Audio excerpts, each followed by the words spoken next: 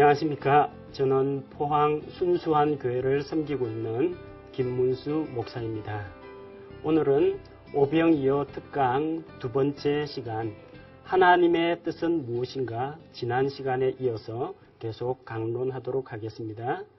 우리가 지난 시간에 하나님의 뜻에 대한 오해, 이 부분을 다루면서 일상적으로 우리가 하나님의 뜻을 잘못 이해하거나 하나님의 뜻이 아닌데 그것을 자기에게 유리한 쪽으로 해석하는 그런 경향이 있다는 것을 말씀을 드렸죠. 오늘은 그에 대해서 이어지는 내용으로 나를 위한 하나님의 뜻은 없다. 이런 주제로 여러분과 함께 말씀을 나누고자 합니다. 나를 위한 하나님의 뜻은 없다. 이 말을 듣고 많은 분들이 의아하게 생각할 겁니다.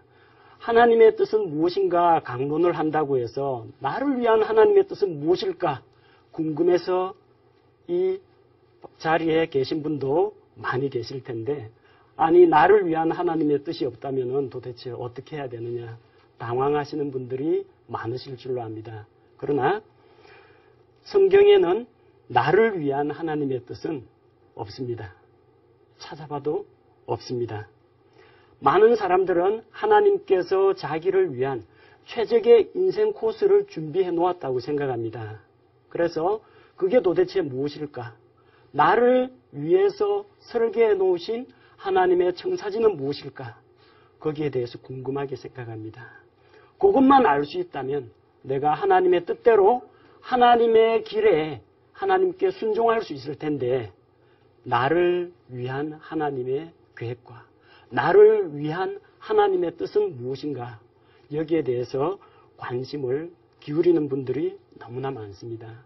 그러나 이미 말씀드린 것처럼 하나님께서 우리를 위해서 하나님 그분의 뜻을 결정해 놓으신 것은 아니라고 말씀드렸습니다. 하나님의 뜻이 없다는 이야기가 아닙니다. 우리를 위한 하나님의 뜻이 없다는 이야기예요. 하나님의 뜻이라면 하나님의 영광을 위한 것입니다. 하나님의 거룩하심을 드러내기 위한 것입니다. 우리를 위한 맞춤형 인생 설계도는 없다는 이야기입니다. 자, 그래서 먼저 우리들이 오해하고 있는 것 가운데 하나님의 뜻인 것처럼 보이지만 실제로는 하나님의 뜻이 아닌 것들이 어떤 것이 있는지 몇 가지 사례들을 꼽아보고자 합니다. 첫 번째, 많은 사람들은 환경을 보고 이것이 하나님에게 주신 나의 축복이요, 이렇게 되는 것이 순리요 하나님의 뜻이라고 생각합니다. 그러나 나에게 유리한 환경이 반드시 하나님의 뜻인 것은 아닙니다. 예를 들어 볼까요? 요나가 하나님 말씀에 불순종을 했습니다. 하나님이 뭐라고 말씀하셨어요? 니느웨로 가서 하나님의 말씀을 선포하라, 이렇게 명령을 주셨습니다. 요나가 그 말씀을 듣고 어디로 갔습니까? 다시스로 도망을 갔어요. 다시스로 도망을 가려고 욥바에 내려갔는데 천우신조, 배가 있어요. 배 시간이 딱 맞아요. 주머니를 보니까 배싹도 있어요. 마침 그 배가 다시스행 배라는 겁니다. 어쩜 이렇게 잘 맞아떨어집니까? 하나님의 뜻이구나. 내가 다시스로 가는 게. 그럼 그렇지. 니느웨 그 원수의 국가에 내가 왜 가서 말씀을 전해야 되느냐. 죄 가운데서 멸망하게 내버려 두고 나는 다시스로 가는 것이 하나님의 뜻이다. 하나님이 이렇게 선한 환경으로 나를 인도해 주셨구나. 그런데 다시스로 가는 배가 어떻게 됩니까? 풍랑을 만나게 됩니다. 요나는 바다에 던져졌습니다. 니느웨에 가서 하나님의 말씀을 선포하고 많은 사람들을 회개하고 돌아왔어요. 요나가 속이 쓰립니다. 이스라엘 백성들은 하나님의 말씀을 전해도 잘 듣지도 않는데 이 사람들은 제 가운데 앉아가지고 굵은 베옷을 입고 회개를 하고 있어요. 하나님께서 니느웨를 치시겠다고 했는데 이 도시가 언제 망하냐 두고 보자. 언덕 위로 올라갔습니다. 도시 망하기까지 구경하고 있어요. 그런데 박넝쿨이 자라더니 자기 위에 시원한 그늘을 만들어줍니다. 이 얼마나 놀라운 하나님의 은혜입니까? 내가 니느웨 망하라고 지켜보는 이 언덕 위에 하나님이 박넝쿨을 만들어서 나를 시원하게 관람하게 해주시는구나. 하나님의 뜻입니까? 전혀 아닙니다. 자기에게 뭔가 유리한 환경이 일어나고 자기에게 뭔가 유리한 사건들이 일어난다고 하더라도 그것이 반드시 하나님의 뜻은 아니라는 것을 우리는 기억해야 합니다. 그런데 이렇게 하기가 상당히 힘들어요. 왜 힘듭니까? 자기한테 좋은 일인데 이건 아니야 라고 뿌리치기가 상당히 어렵다는 겁니다. 그래서 영적인 분별력이 우리에게 갖춰져야 한다는 겁니다. 저하고 같이 성경 읽기를 하던 한 형제가 있어요. 우리 성경 읽기 하면은 성경 읽고 노트에다가 장절과 깨달은 점, 교훈과 적용할 점 꼬박꼬박 기록을 합니다.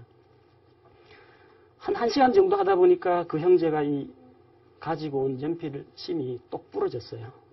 탁 부러지니까 그 형제가 하는 말이 하나님께서 성경을 그만 읽으라고 하시네요. 이렇게 된 것도 다 하나님의 뜻인데 이제 성경 읽기 그만해야 되겠습니다 하고 성경을 딱 접어요. 자, 하나님께서 정말로 성경을 읽지 말라고 그의 연필심을 또각 부러뜨렸을까요? 연필심이 부러지면 또 깎아서 쓰면 됩니다. 아니 기록을 안 하고 소리내어서 혹은 눈으로 읽기만 해도 괜찮습니다. 그런데 연필심 부러진 거 하나를 가지고 성경이 읽기가 싫고 부담스러우니까 그걸 하나님의 뜻으로 돌려버리는 겁니다. 그러지 않아도 성경 읽기 그만하고 싶은데 잘 됐다. 요걸 하나님의 뜻이라고 둘러대는 겁니다. 자, 자기에게 유리한 환경, 자기 마음에 맞게 어떤 사건이 척척 돌아간다고 해서 그걸 하나님의 뜻으로 간주해서는 곤란하다는 겁니다. 자, 두 번째, 나의 희망사항이 반드시 하나님의 뜻은 아니라는 겁니다. 자기가 마음속에 원하는 것, 어떤 것은 하나님께서 주신 영적인 순수한 동기력일 수도 있습니다. 하지만 그것이 자기 마음속에서 올라오는 육신의 정욕과 관련된 것이면 이것은 경계를 해야 합니다. 그런데 자기의 욕망을 하나님의 뜻이라고 포장을 하는 경우도 있다는 겁니다. 자기도 모르게 속을 수가 있습니다. 어떤 한 크리스찬 청년이 교회에 갔는데 새로운 자매가 한 명 보이는 거예요. 옷도 예쁘게 잘 입었고 얼굴도 괜찮고 몸매도 괜찮고 사귀고 싶다는 생각이 들었어요. 근데 낯선 자매한테 불쑥 손을 내밀기는 너무 어색하니까 뭐라고 접근하는 것이 좋을까? 그래, 하나님의 이름을 팔자. 그래서 접근해서 교제를 청했습니다. 자매님, 제가 기도하다 보니까 하나님께서 자매님과 사귀라는 그런 마음을 제 마음속에 불러넣어 주셨습니다. 이것도 하나님의 뜻인 것 같은데 우리 한번 서로 교제하면서 사귀어보는 게 어떻겠습니까? 그렇게 제안을 했어요. 하나님의 뜻이라고 하면 그 자매도 거절하기가 어렵겠다. 그렇게 생각을 한 거죠. 그 자매가 쌩긋 웃으면서 답을 했어요. 참 재밌는 분이네요. 집에 돌아가서 남편과 함께 상의해 보도록 하죠. 네, 알고 보니 이미 결혼한 여성이었다는 겁니다. 하나님께서 유부녀에게 접근해서 교제 신청하라고 하실 리는 없죠? 이거 하나님의 뜻이 아닙니다. 누구 뜻이에요? 자기 뜻입니다. 자, 사람들은 자기 욕망을 하나님의 뜻으로 포장합니다. 그래서 자기가 하고 싶은 것에 대해서 하나님께서 결제 도장을 찍어주기를 원하는 거예요. 어떤 때는 결제 도장을 자기가 대신 찍습니다. 이게 하나님의 뜻입니다 하고 자기의 선택과 결정을 합리화시키는 도구로서 하나님의 뜻이라는 용어를 함부로 사용하는 경우가 있다는 겁니다. 하지만 하나님의 뜻은 내 소원을 들어주는 것이 하나님의 뜻이 아닙니다. 진정한 하나님의 뜻은 하나님께서 원하시고 하나님께서 기뻐하시는 것이 하나님의 뜻이지 내 뜻과 내 소원이 성취되는 것을 하나님의 뜻이라고 하지는 않습니다. 세 번째로 나에게 일어난 어떤 우연한 사건 혹은 초자연적인 일, 기적적인 인도가 하나님의 뜻인 것은 아닙니다. 하나님의 뜻을 인도받기 위해서 어떤 사람은 하나님에게 표적을 구합니다. 하나님, 제가 하나님의 뜻이 무엇인지 기도원들과 같이 양털로 한번 시험을 해보겠습니다. 내가 하나님의 뜻이 무엇인지 한번 하나님께서 제게 초자연적인 능력을 베풀어 주십시오. 그렇게 하나님께 표적을 요구하는 경우도 있습니다. 하나님, 제가 오늘 경건치 못한 모임에 참석합니다. 직장에서 술자리 회식이 있다고 합니다. 이게 하나님의 뜻이 아니라면 제가 안 가겠습니다. 만약 하나님의 뜻이 아니면 제가 그 자리에 못 가게 좀 막아주십시오. 하나님이 반대 안 하시면 저 갑니다. 그렇게 해서 가는 거예요. 실은 가고 싶은 마음이 있어요. 가는데 하나님이 막지 않으시면은 이건 하나님의 뜻이니까 하겠다는 이야기입니다. 벌써 자기가 기적적인 인도를 요구하는 이면에는 무엇이 옳고 그른지 분별할 수 있음에도 불구하고 이런 기적적인 인도가 없으면은 나는 내가 하고 싶은 대로 하겠다는 이런 잘못된 비뚤어진 생각을 가진 사람들도 있습니다. 그래서 하나님께 표적을 구하고 어떤 초자연적인 인도를 구하는 사람들은 자기가 구한 그 표적에 걸려서 넘어질 수가 있습니다. 한 그리스도인이 있습니다. 아주 영적인 그리스도인이에요. 성경 말씀을 묵상하는데 시간표대로 내가 인위적으로 본문 구절을 택하는 것은 인간적인 방법이다. 하나님께서 나를 인도하시려면 하나님께서 나에게 초자연적인 방법으로 오늘 읽고 묵상할 말씀을 보여주실 것이다.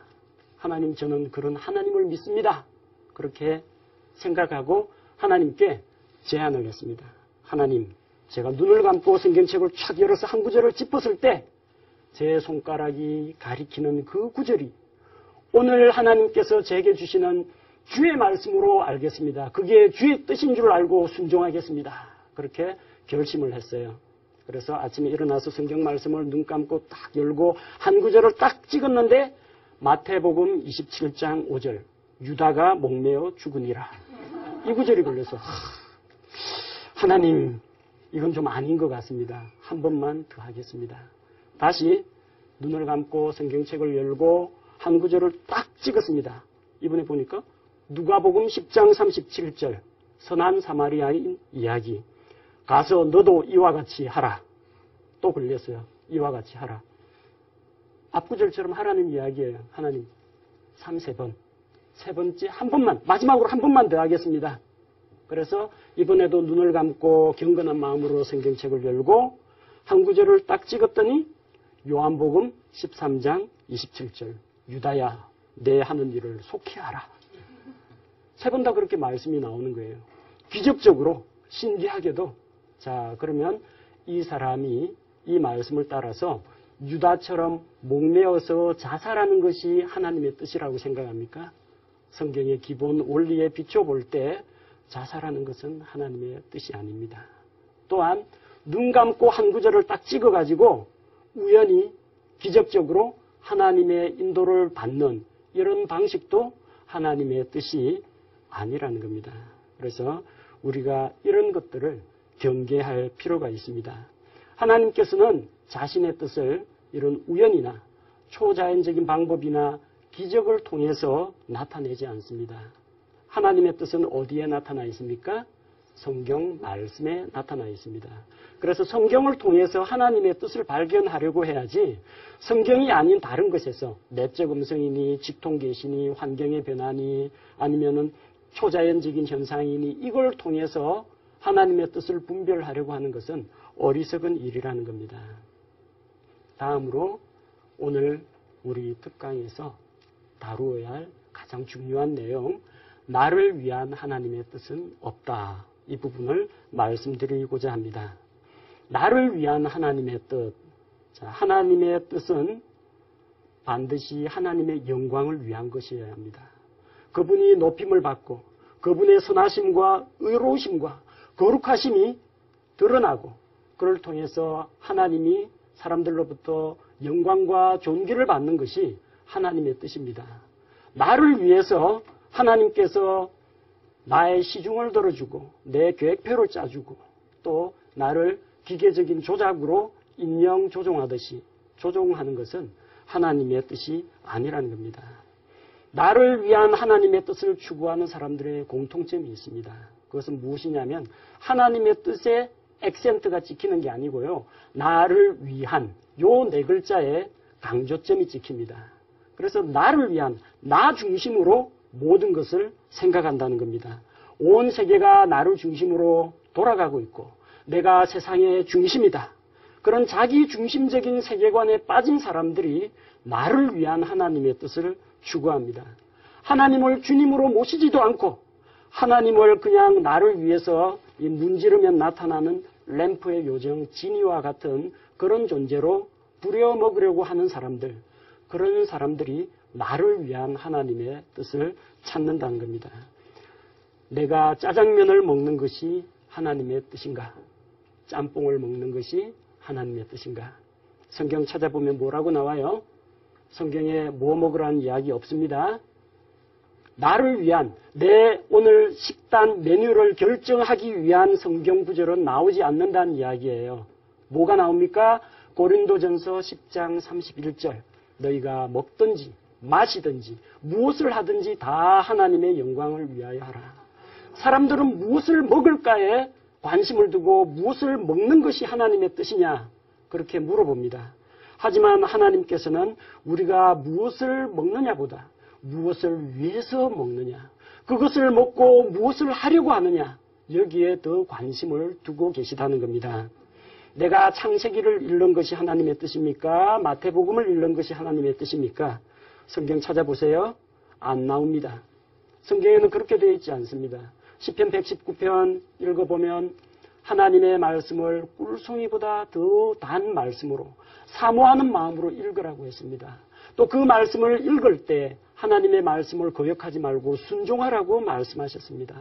하나님은 우리가 성경책 읽는 순서에 관심을 두지 않습니다. 무엇을 먼저 읽느냐가 중요한 것이 아닙니다. 성경의 몇 장 몇 절을 읽느냐가 중요한 것이 아니라 정말로 그것을 진리의 말씀, 살아있는 말씀으로 받아들이고 그 말씀에 순종할 준비가 되어 있느냐, 이것을 하나님께서는 원하십니다. 결혼의 문제 살펴보도록 하겠습니다. 자, 짜장이냐 짬뽕이냐보다 훨씬 중요한 문제가 결혼에 대한 문제입니다. 제가 지금의 아내와 결혼하기 이전에 청년 시절에 여러 연령층의 형제 자매들과 함께 결혼을 위한 성경 공부를 한 적이 있습니다. 그러다 보니까 여러 형제 자매들로부터 편지도 받고 쪽지도 받고 또 서로 간에 교제도 나누었는데 어느 날 한 자매가 저를 좀 만나자고 했습니다. 근데 왜 만나야 되는지는 모르고 일단 약속 장소에 나갔는데 저에게 이런 말을 하는 겁니다. 형제님, 제가 결혼을 위해서 하나님께 기도를 했는데 하나님께서 형제님을 보여주셨다는 거예요. 그 말을 듣고 크게 충격을 받았습니다. 왜 하나님께서는 나한테는 안 보여주시고 저 자매한테는 보여주셨는가? 이거는 믿을 수가 없다. 나중에 보니까 그것은 그 자매의 개인적인 욕망과 개인적인 선택이었지 하나님께서 두 사람을 맺어주기 위해서 어떤 직통 계시를 준 것이 아니라는 것이 나중에 밝혀졌습니다. 내가 영희와 결혼할지 순희와 결혼할지 내가 영수와 결혼할지 철수와 결혼할지 성경책 찾아보세요. 나옵니까? 안 나옵니다. 나를 위한 하나님의 뜻은 없다는 거예요. 하나님, 내 결혼 생활을 위한 하나님의 뜻은 무엇입니까? 안 나옵니다. 뭐가 나와요? 하나님께서 우리의 결혼 생활에 대해서 요구하시는, 그분께서 원하시는 하나님의 뜻은 나옵니다. 나를 위한 하나님의 뜻이 아니고요. 하나님께서 우리에게 요구하시는 그분의 뜻은 성경에 나옵니다. 성경에 뭐라고 나와요? 창세기 2장 18절 말씀을 보니까 사람이 독신으로 있는 것이 좋지 못하다고 했습니다. 그러니까 특별히 어떤 문제가 없다면 사역을 위해서나 신체 건강에 이상이 없다면 정상적으로 결혼을 해서 한 아내, 한 남편이 만나가지고 가정을 이루는 것이 하나님의 뜻이라는 겁니다. 홀로 산다라든지 동성 간의 결혼이라든지 이거는 하나님의 뜻이 아닙니다. 또 결혼에 대해서 그럼 누구하고 결혼해야 됩니까? 성경을 펼쳐봐도 내가 누구와 결혼할까요? 이것은 나오지 않습니다. 나를 위한 하나님의 결혼 계획은 나오지 않습니다. 다만 결혼을 위해서 내가 어떠한 기준으로 배우자를 선택해야 하는지 판단을 내릴 때 하나님께서 나에게 보여주신 그분의 뜻은 나옵니다. 고린도후서 6장 14절 너희는 믿지 않는 자와 멍해를 같이 하지 말라고 했습니다. 그러니까 불신자와 결혼하는 것은 하나님의 뜻이 아니고 반드시 믿음 안에서 믿음의 형제 자매들 사이에서 결혼을 하는 것이 하나님의 뜻이라는 겁니다. 그러면 크리스찬이면 다 괜찮습니까? 그렇지는 않습니다. 서로 마음이 통하고 뜻이 통해야만 합니다.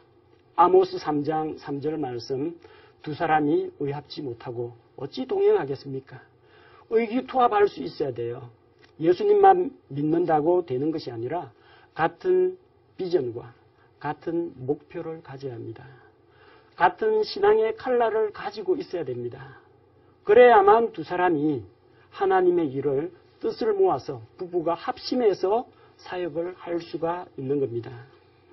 그래서 이런 조건이 충족되면은 성경에서 말씀하신 하나님의 뜻, 독신으로 지내지 말라, 믿지 않는 자와 멍해를 같이 하지 말라, 그리고 서로 마음이 통하고 뜻이 합해진 사람과 결혼하라, 이런 일반적인 원리에 해당되는 배우자감을 여럿 살펴보시고 그 가운데서 진정 자기가 사랑하고 존중하고 함께하고자 하는 배우자는 누구인가? 여러분이 선택하시면 됩니다. 그 다양한 사람 중에서 내가 A를 선택하고 B를 선택하지 않았다고 해서 하나님의 뜻을 어겼구나. 하나님께서 그렇게 책망하지는 않습니다. 우리가 그걸 어떻게 알아요? 똑같은 크리스찬 형제, 크리스찬 자매인데 A라는 사람이 내 배우자인지 B라는 사람이 내 배우자인지 성경에 나오지가 않는데 결국은 하나님께서 주신 선한 양심과 우리의 이성과 분별력 가운데에서 우리가 성경 말씀의 원리에 따라서 선택을 해야 하는 문제이지, 삼신 할머니가 청실 홍실 엮어가지고 남자 여자 짝지어줬으니까 반드시 그 사람하고 맺어져야 한다, 이런 동양사상은 성경적인 사고방식이 아니라는 겁니다.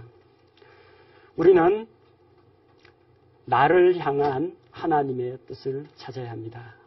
나를 위한 하나님의 뜻이 아니고요, 나를 향한 그분의 뜻을 찾아야 됩니다.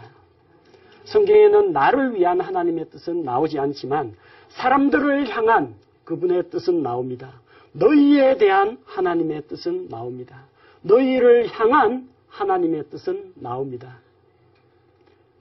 무엇을 말합니까? 누가복음 2장 14절 가장 높은 곳에서는 하나님께 영광이요 땅에서는 평화와 사람들을 향하신 선하신 뜻이로다.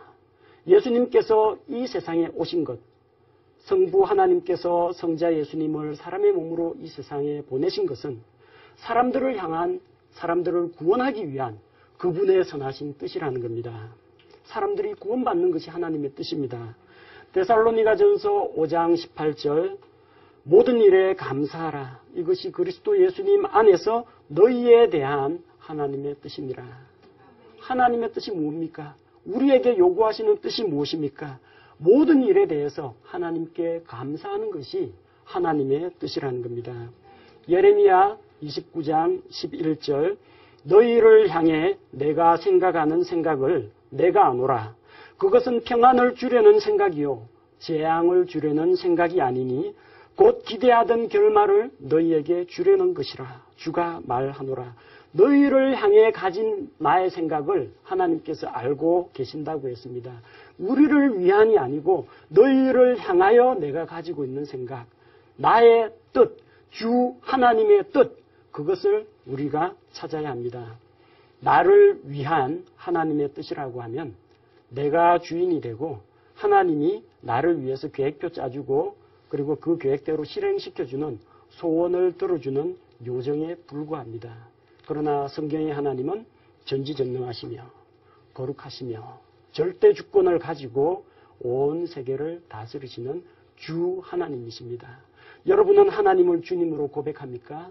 주님으로 고백한다면 나를 위한 하나님이 아니라 하나님을 위해서 내가 그분의 뜻을 발견하도록 해야 합니다. 그래서 오늘 강론의 결론을 내리겠습니다. 나를 위한 하나님의 뜻, 그런 건 없습니다. 나를 향한 하나님의 뜻이 무엇인지 우리가 성경 말씀을 통해서 바르게 분별해야 하겠습니다. 오늘 함께 해주시고 또 같이 성경 말씀에 귀 기울여 주신 모든 분들께 감사를 드립니다. 두 번째 특강 순서는 이것으로 마치도록 하겠습니다. 감사합니다.